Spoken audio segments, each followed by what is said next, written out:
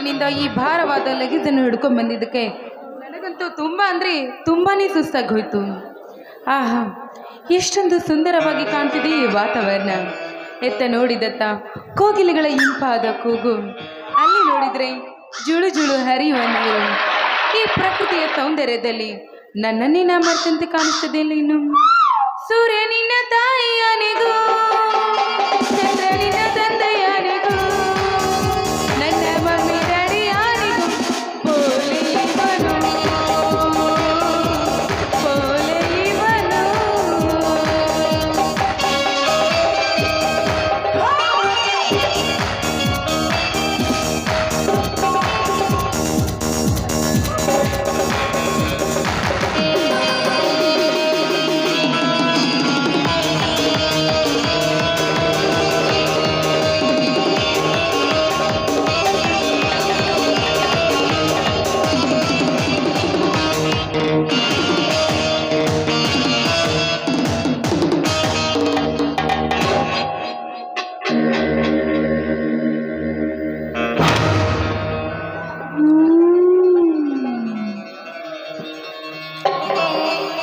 ಕಣ್ ತುಂಬ ನೋಡಿ, ಕಿವಿ ತುಂಬ ಕೇಳಿ, ಮನ ಆನಂದಿಸುವಂತೆ ಕೇಳಿಸಿಕೊಂಡೆ. ನವಿಲಿನಂತೆ ನರ್ತನಗೈದು ಕೋಗಿಲೆಯಂತೆ ಹಾಡಿದ ಹಾಡನ್ನು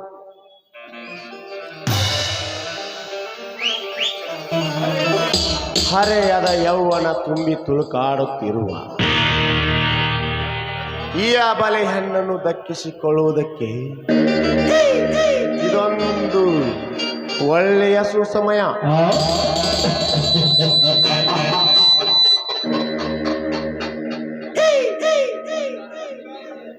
ಬಂಗಾರದ ಜಿಂಕೆಯಂತಿರುವ ಈ ರೇಣುಕಾ ನನ್ನ ರಮಣಿಯಾಗಿ ರಂಜಿಸಿದರೆ ಇವಳಂತೆ ಧ್ವನಿಗೂಡಿಸಿ ಎತ್ತಿ ಹಾಕಿ ದಕ್ಕಿಸಿಕೊಳ್ಳುವೆ ಆ ನನ್ನ ಸೋದರ ಮಾವ ಗಳಿಸಿಟ್ಟ ಹಣ ಆಭರಣದ ರಾಶಿಯನ್ನು. ರೇಣುಕಾ, ಯಾರವರು? ನಾನೇ ನಿನ್ನ ಪಡೆದಣ್ಣ, ದೇಸಾಯಿ ಗೌಡನ ಫ್ಯಾಕ್ಟರಿ ಮ್ಯಾನೇಜರ್, ಅಲ್ಲದೆ ಅವನ ಸೋದರಳಿಯ ಸುರೇಂದ್ರ ಪಾಟೀಲ. ಗೊತ್ತಾಯ್ತು. ತಾವಿಲ್ಲಿಗೆ ಬಂದ ಕಾರಣ? ಬಂದ ಕಾರಣ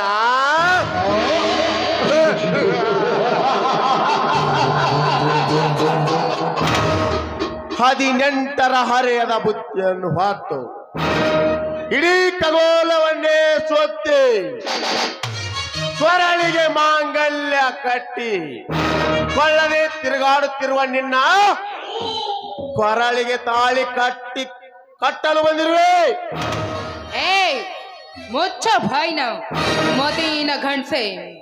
ನನ್ನ ಫ್ಯಾಕ್ಟರಿಯ ಮ್ಯಾನೇಜರ್ ಅಂದ ಮಾತ್ರಕ್ಕೆ ಪಡಿಯಾರ್ದ ಬಂಟನಾಗಿ ದಿಟ್ಟವಾಗಿ ನುಡಿಯ ನನಗೆ ಮಾಂಗಲ್ಯ ಕಟ್ಟುತ್ತೇನೆ ಅಂತ. ಆಫ್ಟರ್ ಆಲ್ ನೀನೊಬ್ಬ ನಮ್ಮ ಫ್ಯಾಕ್ಟರಿ ಮ್ಯಾನೇಜರ್. ಕೊಳ್ಳುಕಾಣದ ದಿಕ್ಕೆಡಿ ಹೆಣ್ಣು ನಾನಲ್ಲ. ಏಯ್, ಹೊರಟೋಗೋ ಸುಮ್ಮನೆ ಇಲ್ಲಿಂದ. ಹೊರಟು ಹೋಗಲು ಬಂದಿಲ್ಲ ರೇಣುಕಾ, ಹರೆಯದ ಯೌವನ ತುಂಬಿ ತುಳುಕಾಡುತ್ತಿರುವ ನಿನ್ನ ಈ ದೇಹದ ಸುಖ ಸವಿಯಲು ಬಂದಿರುವೆ. ಈ ದುನಿಯಾ ಬಹುತ್ ಬದಲ್ ಗಯ. ಓಲಟ ಪಲಟ ಪಲಟ ಓಲಟ. ನೀನಿನ್ನು ನನ್ ಮುಂದೆ ಬಚ್ಚಕನು ಏನೂ ಹೇಳ್ದಿಲ್ಲ. ಆ ನಿನ್ನ ಮಾತು ಅದು ಮಾತ್ರ ಈ ಜನ್ಮದಲ್ಲಿ ಸಾಧ್ಯವಿಲ್ಲ ಅಂತ ತಿಳಿದುಕೋ. ನೀನು ಸಾಧ್ಯವಾಗದ್ದನ್ನೇ ಸಾಧಿಸುವ ಛಲತೊಟ್ಟ ಛಲಗಾರ ನಾನಾಗಿ ಈ ಸುರೇಂದ್ರ ಪಾಟೀಲನಿಗೆ ಅಸಾಧ್ಯವೆಂಬುದ್ಯಾವುದೂ ಇಲ್ಲ ಅಂದಾಗ ಕೇವಲ ಚೂಡಿ ಹಾಕಿದ ಮ್ಯಾಡ್ ಹೆಣ್ಣಾದ ನೀನೇನು ಮಹಾ ವಾಯಣ್ಣ ರಮಣಿಯಾಗಿ ಮುಚ್ಚೋ ಬಾಯ್ನ. ದೂರ ಸರಿದು ನಿಂತು ಮಾತನಾಡೋ ದುರಾತ್ಮ. ನಿಮ್ಮಂತ ಕಾಮುಕರ ಕರುಳುಗಳನ್ನು ಒಗೆದು ಕೊರಳಿಗೆ ಹಾರವಾಗಿ ಧರಿಸುತ್ತಾಳೆ ಆ ತಾಯಿ ಚಾಮುಂಡೇಶ್ವರಿ. ಅವಳು ಕೂಡ ನನ್ನಂತೆ ಹೆಣ್ಣೆನ್ನೋದನ್ನು ಮರೆಯಬೇಡ ನೀನು. ಬಲ್ಲವರು ಬರೆದಿಟ್ಟ ಕಥೆ ಪುರಾಣಗಳನ್ನು ಓದಿ ರಾಮಾಯಣ ಮಹಾಭಾರತದ ಕಥೆಯನ್ನು ಹೇಳಿ ಕಳೆದುಕೊಳ್ಳಬೇಡ ಈ ನಿನ್ನ ತಾಳಿ ಭಾಗ್ಯವನ್ನು.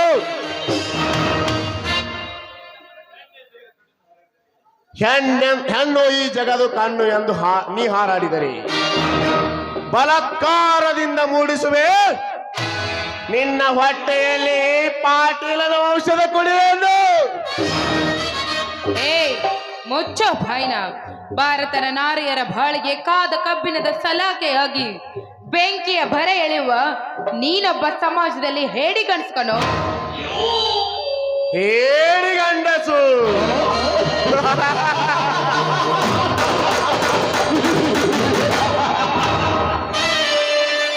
ನಿನ್ನಂತ ಹರೆಯದ ಯೌವನದ ಬುತ್ತಿಯನ್ನು ಹೊತ್ತು ತಿರುಗಾಡುತ್ತಿರುವ ಎಷ್ಟೋ ಹೆಣ್ಣುಗಳನ್ನು ನನ್ನ ಹಣ ಆಭರಣದ ರಾಶಿಯಲ್ಲಿ ತೇಲಾಡಿಸಿ ನಾನು ಹುಲಿಯಂತೆ ಗರ್ಜಿಸಿದರೆ ನೀನು ಬಂದು ಬೀಳುವೆ ಈ ನನ್ನ ಕಾಮದ ಶರಪಂಜರದಲ್ಲಿ. ಏನು? ನಾನು ನಿನ್ನ ಕಾಮದ ಶರಪಂಜರದಲ್ಲಿ ಬೀಳಬೇಕಾ? शीशे का घर है तेरा, पत्थर का दिल है मेरा, एक ना एक दिन पत्थर उड़ जा तो तेरा शीशे का घर टुकड़े टुकड़े हो जाएगा. ಏನು? ನಾನು ನಿನ್ನ ಕಾಮದ ಶರಪಂಜರದಲ್ಲಿ ಬೀಳಬೇಕಾ? ಏ ಪಾಟೀಲ, ನಿನ್ನ ಆಸೆ ಆಕಾಂಕ್ಷೆ ಬರೀ ಕನಸಂತ ತಿಳಿದುಕೋ. ನೋಡು, ಒಂದೇ ಒಂದು ಕ್ಷಣದಲ್ಲಿ ನನ್ನ ಗರತಿತನದ ತತ್ವದಿಂದ ಸುಟ್ಟು ಹಾಕುವೆ ಕಾಮ ಎಂಬುದನ್ನು. ನೆನಪಿರ್ಲಿ ನಿನ್ಗೆ ಅರೆ ಕ್ಷಣದಲ್ಲೇ. ಹೆಣ್ಣಿಗೆ ಎಷ್ಟು ಸೇಡು ರೋಷ ಇರಬೇಕಾದರೆ ಗಂಡಿಗೆಲ್ಲವೆಂದು ತಿಳಿದಿರುವೆ ಆ ಹೆಣ್ಣೆ. ಸತ್ತರು ಮೀಸೆ ಬರದೆ ಇರುವ ನಿನಗೆ ಇಷ್ಟಿರಬೇಕಾದರೆ ಬೇಡ ಬೇಡ ಎಂದರು ಮತ್ತೆ ಮತ್ತೆ ಬರುತ್ತಿರುವ ಈ ಜೋಡುಗುಂಡಿಗೆ ಪಾಟೀಲನಿಗೆ ಎಷ್ಟಿರಬೇಡ. ಬೇಗ ಬಾ. ಈ ಪಾಟೀಲನ ಕೈಯಲ್ಲಿ 10 ತೊಲೆ ಚಿನ್ನದ ಮಾಂಗಲ್ಯವನ್ನು ಕಟ್ಟಿಸಿಕೊಳ್ಳು. ಏ ಪಾಟೀಲ, ನೀನು ತೋರಿಸ್ತಿರುವ ಈ ನಿನ್ನ ಹಣ ಆಭರಣ ಕೇವಲ ನಾನು ಮೆಟ್ಟುವ ಹರಕು ಚಪ್ಪಲಿಯ ಸಮಾನ. ಅದು ಕೂಲಿ ನಾಶಗಾಗಿ ಮತ್ತೊಬ್ಬರ ಸೊತ್ತಿಗೆ ಬಿದ್ದು ಹೊರಳಾಡುತ್ತಿರುವ ನೀನು ಹೊರಳಾಡುತ್ತಿರುವ ಬಂಡರಂಡೆ ಮಾವಿನ ಹಣ್ಣಿನಂತೆ ಮಾಗಿ ನಿಂತ ಮಾಟಗಾರ್ತಿ ಹೆಣ್ಣೆ, ನಿನ್ನ ಶೀಲ ಸವಿಯದೆ ಬಿಡಲಾರೆ.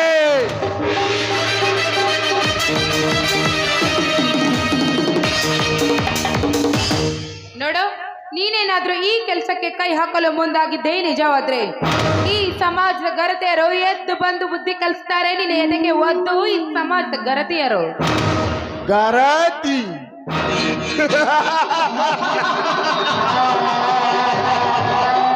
ಗರತಿ ಕೇಳು ನಿನ್ನ ಈ ಗರತಿ ಸಮಾಜದ ಮಾತುಗಳನ್ನು.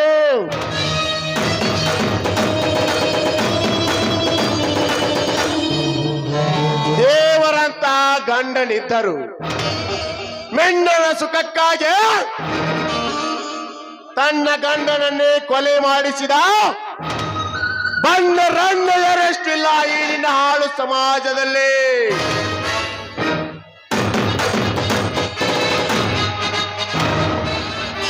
ದುಡ್ಡಿನ ಆಸೆಗಾಗಿ ತಾಳಿ ಕಟ್ಟಿದ ಗಂಡನ ತಮ್ಮ ಅರ್ಥಾತ್ ಮೈದುನನೊಂದಿಗೆ ಸರಸವಾಡಿ ಕೊನೆಗೆ ಒಂದು ಮಗುವಿಗೆ ಜನ್ಮ ನೀಡುವ ಬಂಡರಂಡೆಯರಷ್ಟಿಲ್ಲ ಈ ನಿನ್ನ ಹಾಳು ಸಮಾಜದಲ್ಲಿ.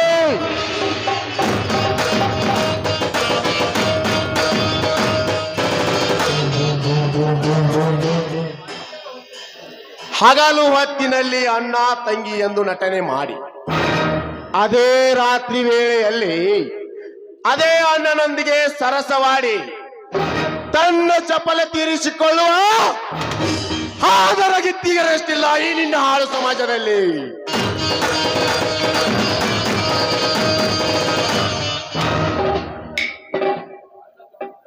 ಅಣ್ಣ ತಮ್ಮಂದಿರ ಕತ್ತನ್ನೇ ಕೊರೆಯಿಸಿ ಕೂಳಿನ ಆಸೆಗಾಗಿ ಇನ್ನೊಬ್ಬರ ಸ್ವತ್ತಿಗೆ ಬೆದ್ದ ಸೂಳೆಯಾದ ನಿನ್ನಂತ ಹೆಣ್ಣುಗಳೆಷ್ಟಿಲ್ಲ ಈ ಹಾಳು ಸಮಾಜದಲ್ಲಿ. ಅಂದಾಗ ನಿನ್ನನ್ನು ಮಾನಭಂಗದ ತೆರೆ ಹರಿದು ನಿನ್ನ ಸ್ತ್ರೀ ಮುದ್ರಕ್ಕೆ ಶೀಲವನ್ನು ಹಾವಿನಂತೆ ಕಚ್ಚಿ ಕಚ್ಚಿ ತಿಂದರು ಯಾವ ಗರತಿಯರು ಎದ್ದು ಬರಲಾರಳು ಈ ನಿನ್ನ ಸಮಾಜದಲ್ಲಿ. ಏ ಮುಚ್ಚೋ ಬಾಯ್ನ. ಹೆಣ್ಣಿನ ಬಗ್ಗೆ ಈ ರೀತಿ ಕೇವಲವಾಗಿ ಮಾತನಾಡ್ತಿರ್ಬೇಕಾದ್ರೆ ನಿನ್ನ ತಾಯಿ ಕೂಡ ನಿನ್ನನ್ನು ಆದರ ಮಾಡೇ ಹೆತ್ತಿರಬೇಕು.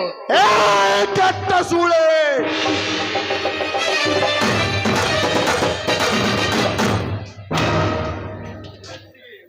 ಹೆಚ್ಚಿಗೆ ಬಾಲ ಉಚ್ಚರಿಸಿದೆ ಆದರೆ ಅರೆ ಕ್ಷಣದಲ್ಲಿ ನಿನ್ನ ಈ ದೇಹವನ್ನು ಕಡಿನಾಗರನಾಗಿ ಕಚ್ಚಿ ಕಚ್ಚಿ ತಿನ್ನುತ್ತೇನೆ ಯಾಚಾರ.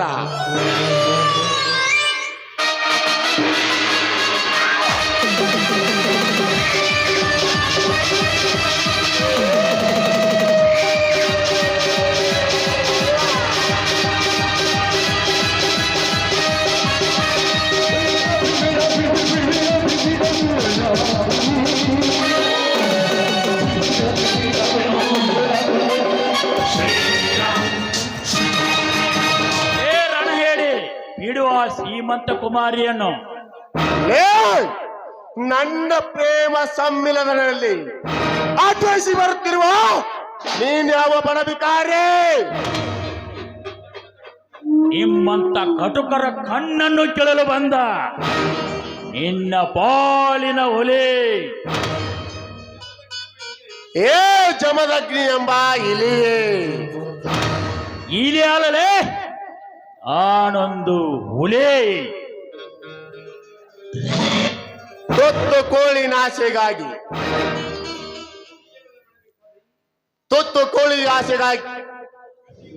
ತುತ್ತು ಕೋಳಿಗೂ ಗತಿ ಇಲ್ಲದ ಬಡವಿಕಾರಿ ನನಗೆ ಎದುರುತ್ತರ ಕೊಡುವೆಯಾ? ಮಗನೇ ಹೊರಟು ಹೋಗು ಇಲ್ಲಿಂದ. ಬಾಯಿ ಮುಚ್ಚು ರಣ ಹೇಳಿ ನಿನಗೆದುರಿಗೆ ನಿಲ್ಲುವುದಷ್ಟೇ ಅಲ್ಲ, ನಿಮ್ಮಂತ ಕೊಬ್ಬಿದ ಶ್ರೀಮಂತರಿಗೆ ನಾನು ಹೀಗೆ ನಿಲ್ಲುತ್ತೇನೆ. ಬಾಯಿಗೆ ಬಂದಂತೆ ಮಾತನಾಡಿದರೆ ನಿನ್ನಮ್ಮಂತವರ ನಾಲಿಗೆಯನ್ನು ಕತ್ತರಿಸುತ್ತೇನೆ.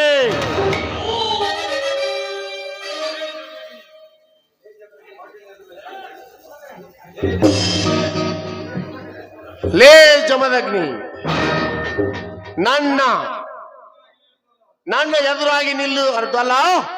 ಹೊರಟು ಹೋಗಿಬಿಡಿಲ್ಲ. ಹೊರಟು ಹೋಗಲಿಕ್ಕೆ ಬಂದಿಲ್ಲ ಪಾಟೀಲ, ಈ ಹೆಣ್ಣನ್ನು ಕಾಪಾಡಲಿಕ್ಕೆ ಬಂದಿದ್ದೇನೆ. ನನ್ನನ್ನೇ ಇಬ್ಬಾಗ ಮಾಡುತ್ತೇನೆಂದು ಬಂದ ಎಷ್ಟೋ ನಿನ್ನಂತ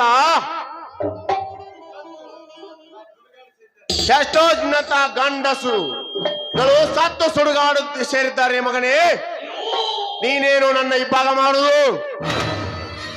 ನಿನ್ನನ್ನು ಹಿಂಭಾಗ ಮಾಡಿ ಈ ಶ್ರೀಮಂತ ಕುಮಾರಿಯನ್ನು ಕಾಪಾಡಿಕೊಂಡು ಹೋಗುತ್ತೇನೆ. ಬಲು ಎಚ್ಚರ.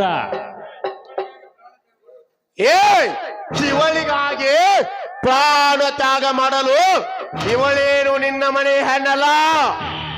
ಸುಮ್ಮನೆ ಹೊರಟು ಹೋಗು ಇಲ್ಲಿಂದ. ಸುಮ್ಮನೆ ಹೊರಟು ಹೋಗಲಿಲ್ಲ ಬಂದಿಲ್ಲ. ನನ್ನ ಮನೆ ಹೆಣ್ಣು ಮಕ್ಕಳಂದರು ಅಷ್ಟೇ, ಬೇರೆಯವರ ಮನೆ ಹೆಣ್ಣು ಮಕ್ಕಳಂದರು ಅಷ್ಟೇ. ಕಣ್ಣೀರಿನಿಂದ ಕೈ ತೊಳಿಬಿತ್ತಿರುವ ಯಾವ ಹೆಣ್ಣು ಮಕ್ಕಳಾದರೂ ಕಾಪಾಡುವುದೇ ಈ ಜಮದಗ್ನಿ ಜಯ. ನಿಮ್ಮಂತ ನರರ ವ್ಯಾಘ್ರವನ್ನು ನರವನ್ನು ಕತ್ತರಿಸಿ ಅಡ್ಡಡ್ಡಾಗಿ ಕತ್ತರಿಸಿ ಹಾಕುತ್ತೇನೆ. ಬಲು ಎಚ್ಚರ. ಬಾ, ನೀ ಗಂಡಸಾಗಿದ್ರೆ ನನ್ನನ್ನು ತಡೆ, ನೋಡೋಣ. ಹೇ ಹೇ, ಹಿಂದೆ ನಿನ್ನ ತಾಯಿ ತಂದೆಯರನ್ನು ಕೊಂದ ಆ ಕಚಡ ಚಾಂಡಾಲರಿಗೆ ತೋರಿಸಬೇಕಿತ್ತು ಮಗನೇ ಈ ನಿನ್ನ ಪುಂಡಾಟಿಕೆಯನ್ನು. ಲೇ ಪಾಟೀಲ,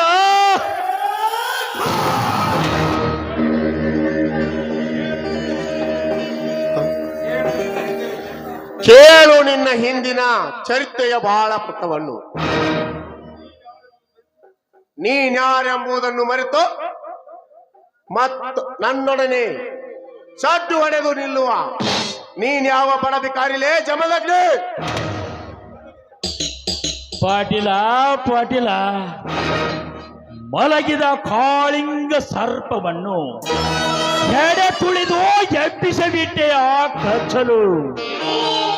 ನನ್ನ ತಾಯಿ ತಂದೆಯರನ್ನು ಕತ್ತು ತೆಗೆದ ಆ ಬಂಡ ಬಡ್ಡಿ ಮಕ್ಕಳ ಯಾವನೇ ಆಗಿರಲೇ ನಾಯಿ ತರ ದರದರನೆ ಎಳೆದುಕೊಂಡು ಬಂದು ನಮ್ಮೂರ ಅಕ್ಷಿಯ ಬಾಗಿಲಿಗೆ ಕಟ್ಟಿ ರುಂಡವನ್ನು ತೆಗೆದು ನಾನೆಟ್ಟುವ ಮೆಟ್ಟಿನ ಸರ ಹಾಕಿ ಈ ಜಬದ್ದಗ್ನಿ ಆದನನ್ನು ಮಾಡೇ ತೀರುತ್ತಾನೆ. ಇದನ್ನು ನಿನ್ನ ತಲೆಯಲ್ಲಿ ಬರೆದಿಟ್ಟುಕೋ, ನಿನ್ನ ಹಣೆಯ ಬರದಲ್ಲಿ.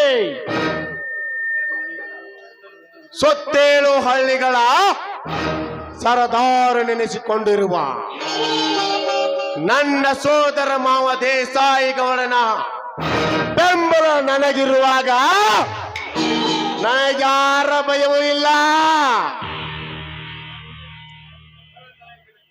ಖಳನಾಯಕನಾಗಿ ಬಂದು ನಿನ್ನನ್ನು ಮುಂದಿನ ಚರಿತ್ರೆ ಮುಂದಿನ ಸನ್ನಿವೇಶದಲ್ಲಿ ಮಗನೇ ನೋಡಿಕೊಳ್ಳುತ್ತೇನೆ.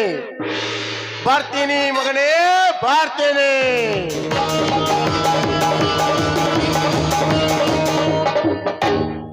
ಲೇ ರೇಣುಕಾ, ಬಚಾವಾದಿನೆಂದು ಪಿಳಿ ಪಿಳಿ ಕಣ್ಣು ಬಿಡಬೇಡ. ಹಿಂದೆ ರಾವಣ ಸೀತೆ ಮೇಲೆ ಕಣ್ಣಿಟ್ಟ, ಹೊತ್ಕೊಂಡು ಹೋಗೇ ಬಿಟ್ಟ. ಇಂದು ನಾನು ನಿನ್ ಮೇಲೆ ಕಣ್ಣಿಡ್ತಾ ಇದ್ದೀನಿ ಅಂದ್ರೆ ಬರ್ತೀನಿ, ಹೊತ್ಕೊಂಡು ಹೋಗೇ ಹೋಗ್ತೇನೆ. ಬಾಯ್, ಲವ್ ಯು.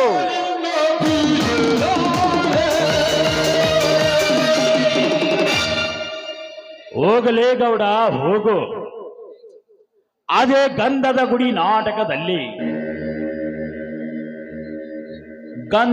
ನಾಟಕದಲ್ಲಿ ಬರೆದ ಆ ಪೃಥ್ವಿ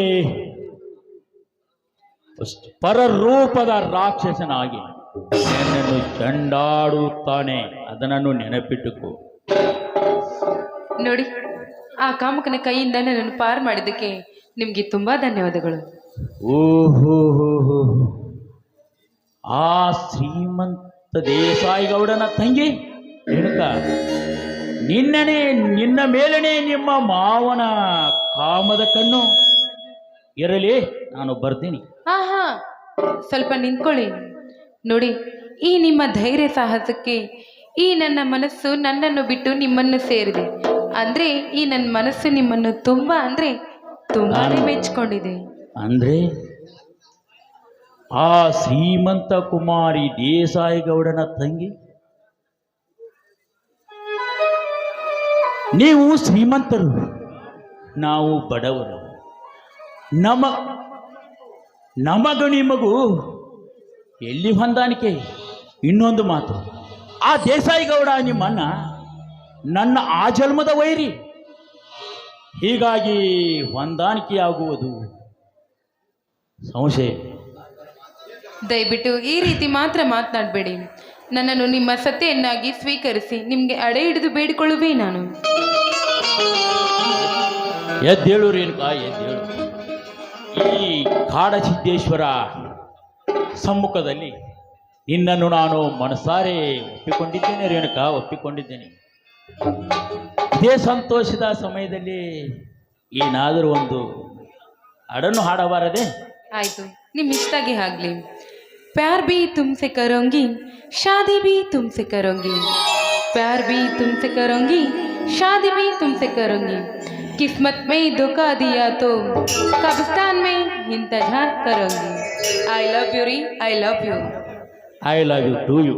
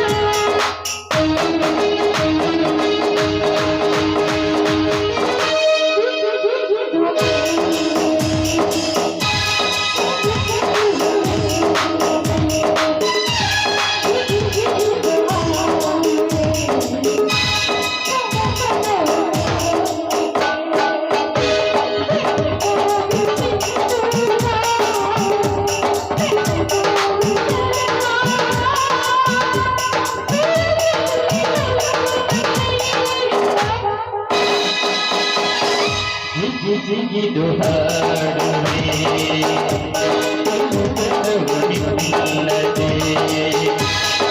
ಜಿಗಿದು ಹಾಡುವೆ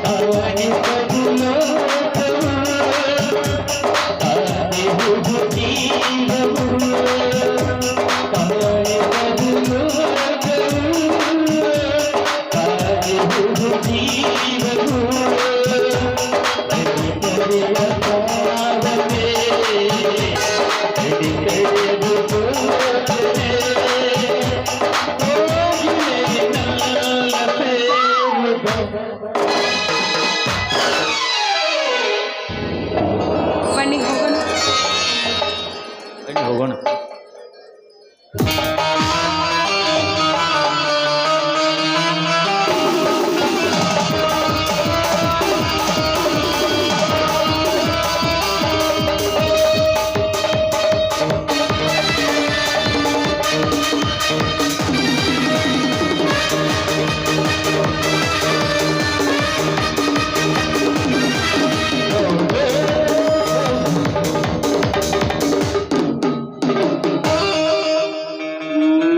ಸೇಡಿಗಾಗಿ ನಡೆಯಿತು ರಾಮಾಯಣ, ಸೇಡಿಗಾಗಿ ನಡೆಯಿತು ಮಹಾಭಾರತ, ಸೇಡಿಗಾಗಿ ಕುರುವಂಶವನ್ನು ನಿರ್ವಂಶ ಮಾಡಿದ ಶಕುನಿ.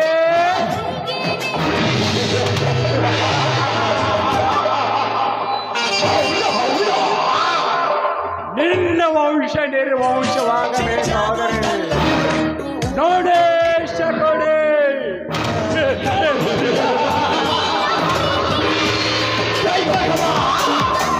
ಹಳ್ಳಿಯಿಂದ ದಿಲ್ಲಿವರೆಗೆ, ದಿಲ್ಲಿಯಿಂದ ಹಳ್ಳಿಯವರೆಗೆ ಈ ದೇಸಾಯಿಯನ್ನು ಕಣ್ಣು ಮಿಟುಕಿಸಿ ನೋಡುವಂತ ಕುಣ್ಣಿಗಳು ಇನ್ನೂ ಹುಟ್ಟಿಲ್ಲ ಈ ಪ್ರಪಂಚದಲ್ಲೇ. ಒಂದು ವೇಳೆ ಹುಟ್ಟಿದ್ದೇ ನಿಜವಾದರೆ ಹೊತ್ತು ನೋಡಿ ಎತ್ತಂಗಡಿ ಮಾಡಿ ಯಮನದರ ಸಡೆಗೆ ಕಳಿಸುವುದೇ ನನ್ನ ಗುರಿ.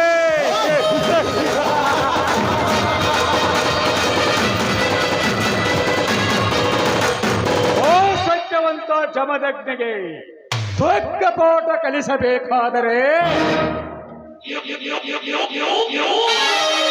ಬೆಟ್ಟದ ತುತ್ತುದಿಯ ಮೇಲಿರುವ ಓ ಕೋಡಸಿದ್ದೇಶ್ವರ ದರ್ಶನಕ್ಕೆಂದು ಬರುವ ಓ ಶಬರಿಯ ಮೇಲೆ ನನ್ನ ಬಲತ್ಕಾರದ ಬಲೆ ಬೇಸೆ ನನ್ನ ಕಾಮದಾಹವನ್ನ ತೀರಿಸಿಕೊಳ್ಳಲೇಬೇಕು.